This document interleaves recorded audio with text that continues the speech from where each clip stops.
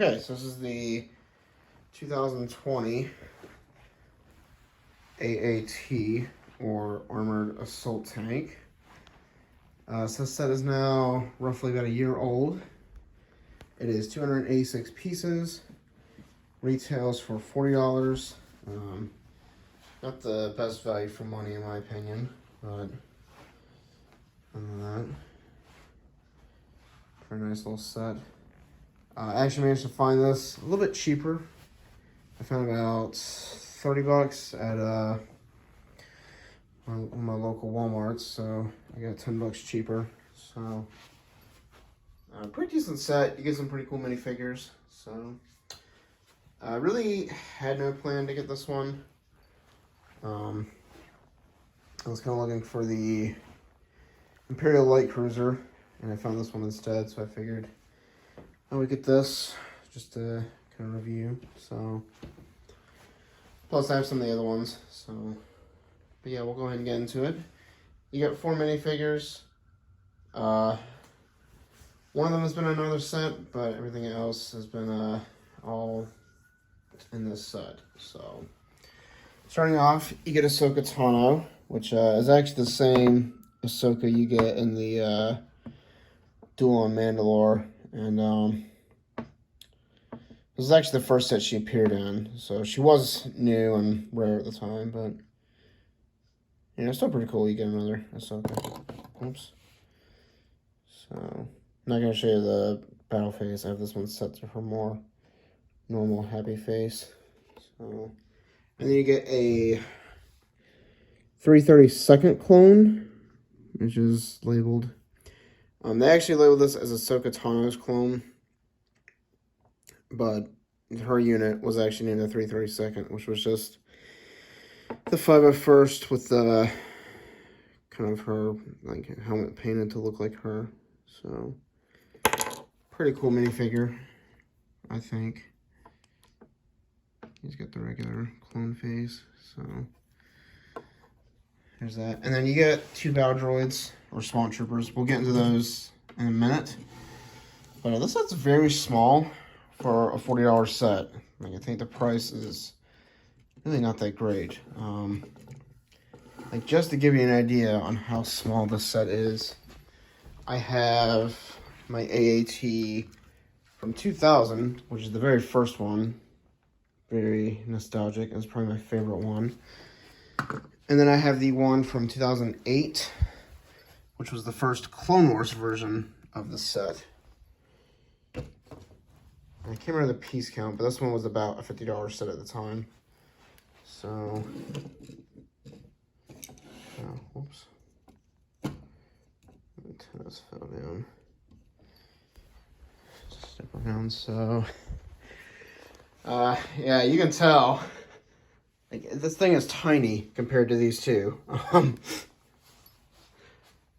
But anyway, so starting off, obviously the color scheme is more like this one. It's kind of made more of a remake of this one. So you can definitely see the base plate on this is smaller, and this is like wider. Same with this one. You have spots for storing battle droids. So on this one, you can store a battle droid right here. And he does kind of ride around a little bit, but he fits in there pretty nicely sometimes. You just get a standard droid. This one was pretty cool because you can either open it from here. You got a battle droid there, or you have a little speeder, which, let's see if I can do this with one hand. It pulls out. There we go. And it'll lock in place, which was really cool. You just slides up in there, and it locks in. This one, the front just opens.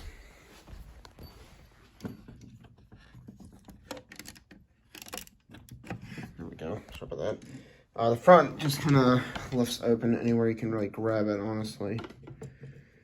and you have a swamp battle droid. He's got some controls there. But the one thing that I don't really like is there's nowhere, like he fits in there, but he rattles around a lot. Like it's hard to set him in there straight. But here's your first one.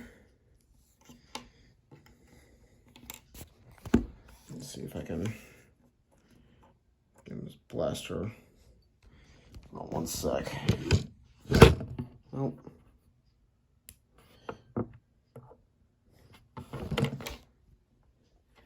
So, but he's got some really nice like head paintings, which is cool because you see these a lot in the Clone Wars, but they never finally made them. So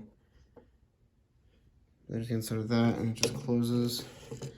And then the other issue I have with this set is the Top Gun just looks too long for it. Like you see this one's perfect. This one's a little bit shorter, but it still works. But this one is just, it feels like it's oversized for me. So, and then you got the little engine on the side, the little Corporate Alliance symbol, the guns, they move up and down. You have missiles. If you push this little piece, it shoots out these guys, the spring-loaded missiles, which is accurate because the missiles are right there. So, yeah, whatever. And then the top hatch does open, like so. You get your second small battle droid. I'll get his blaster in his hand. And,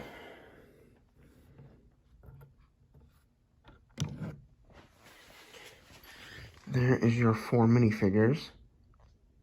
So, you have the top hatch, which they all kind of open. This one's a little ratchet. And then this one just opens kind of the same. So, and then the other thing that they did modify in this one is the Top Gun actually fully rotates, like full 360 around the set, which has never happened on an AAT that I know of. Because there's a couple I missed. Like this one, it only rotates just up there. Like that piece stops it. And there's really no way you can modify this, honestly. I mean, you probably can, but it would just kind of look weird.